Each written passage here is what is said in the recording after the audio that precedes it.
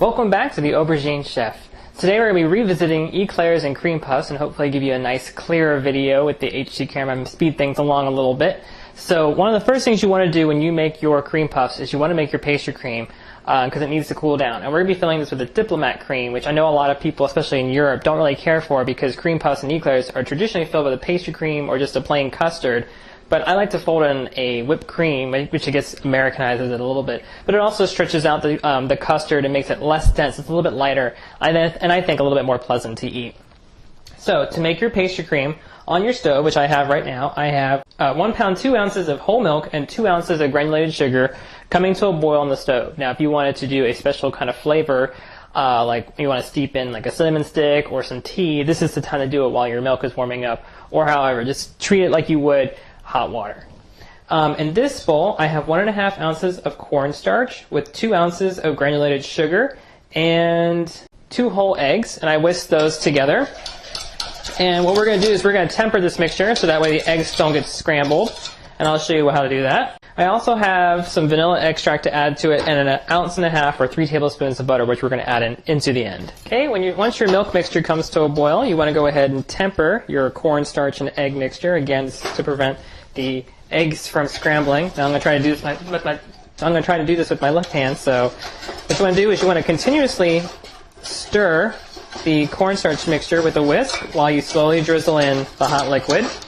And then once you have all the hot liquid poured in and all the egg yolks warmed up to the milk's temperature, you want to pour it back into your pot and bring it back to the stove. Okay, while constantly whisking, you want to go ahead and warm it back up to basically boiling. And then you want to let it boil for 1 to 3 minutes. And you can see that it's already starting to get thick. And what we're doing in the 1 to 3 minute boiling time is we're allowing the cornstarch to thicken. We're also allowing the cornstarch color to get cooked out, so that way if it was a more less colorful sauce, like no egg yolks or milk, it'd be a little bit clearer. And we're also cooking out that starchy flavor. You don't have to boil it on high. I just have it on medium high, so that way it doesn't sputter back at you. Okay, at this point you want to add in your 3 tablespoons or 1.5 ounces of unsalted butter. Throw in a pinch of salt if you want. And we just want to go ahead and let that melt in. It's going to give it some shine, give it some body and some flavor. And you also want to put in a splash of your flavoring.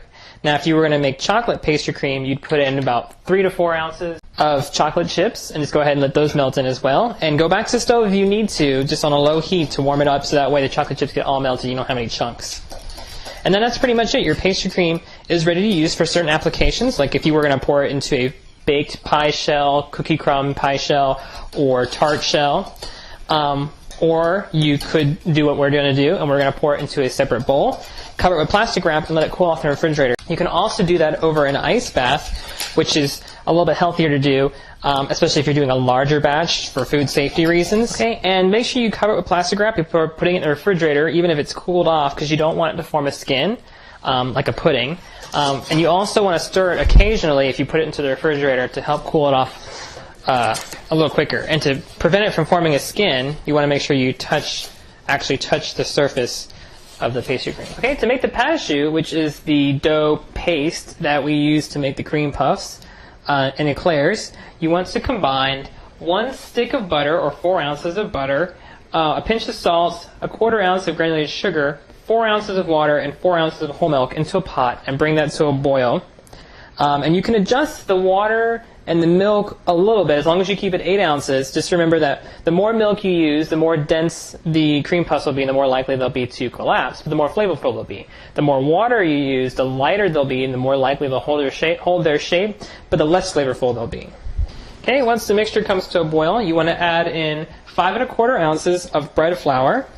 And the reason we use bread flour is that extra protein is going to make sure that our dough holds its shape after baking. You want to stir that together. You want to cook it for about 1 to 3 more minutes. Now I've already reduced the heat on mine. You want to make sure that the flour is completely mixed together. Take it off and put it onto your electric mixer bowl, onto the electric mixer with the paddle attachment, and go ahead and put it on low speed. Once the steam lifts from the pate choux, go ahead and add in your eggs one at a time. We got 4 eggs here.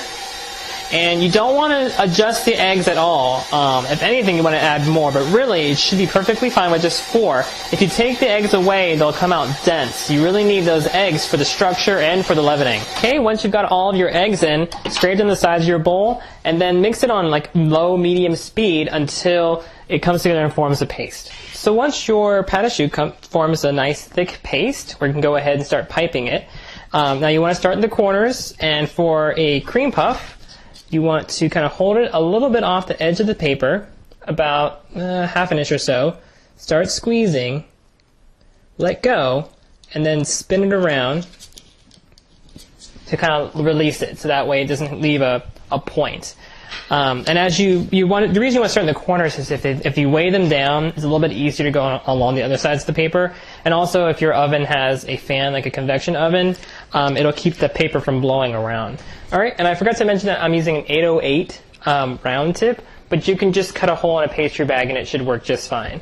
It's about, I would say, I don't know if you can even tell by this because of the camera, but it's like maybe like a little bit over 1 centimeter.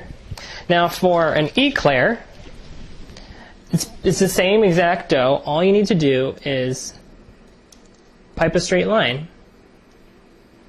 and then go back a little bit to clean off the tip. And that's pretty much it. And then those will puff up and we'll fill them just the same. Once your sheet pan is full, you can go ahead and bake them. We're going to bake them at 425 degrees Fahrenheit for about 20 minutes, 18 to 22 minutes. You want to bake them at that temperature until they rise up and puff up, but you don't want to finish them off that way. And then you want to cool down the temperature to about 350 to 375 to finish baking, so that way they dry out on the inside without getting too dark. Again, the timing, and with that, it would be about another 8 to 15 minutes, just depending on your oven and depending on when you cool it down. There's a lot of variables at play, but just keep an eye on them and they should be perfectly fine. Alright, to finish up turning your pastry cream into diplomat cream, all you need to do is whip together 1 pound of heavy cream with 3 ounces of powdered sugar until it reaches medium to stiff peaks. I went a little on the stiffer side this time. And then you just want to stir it in a little at a time, like a third at a time. Alright, and then there's your finished diplomat cream. It's lighter in color and lighter in flavor, so it goes a little bit further. Okay, I also made some quick ganache. I took 5 ounces of chocolate chips with 5 ounces of heavy cream, brought the heavy cream to a boil, and then just combined the chocolate chips into the pot, taking it off the stove, and stirred it together until it's smooth. The chocolate chips are still melting, so it's not super smooth yet.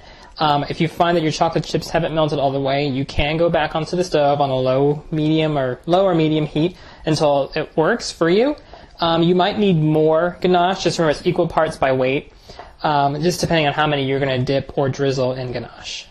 And I like ganache more than chocolate because ganache will stick to the cream puffs, while chocolate will sometimes, it'll stick, but it'll pop off if you pick them up. Alright, so here are our finished cream puffs and eclairs. Now I've already started making the holes in the bottom. Basically all you want to do, you don't really want to cut your cream puffs in half and fill them unless you're doing ice cream. And even then you might be able to pipe ice cream in the bottom if it's soft enough and then freeze it.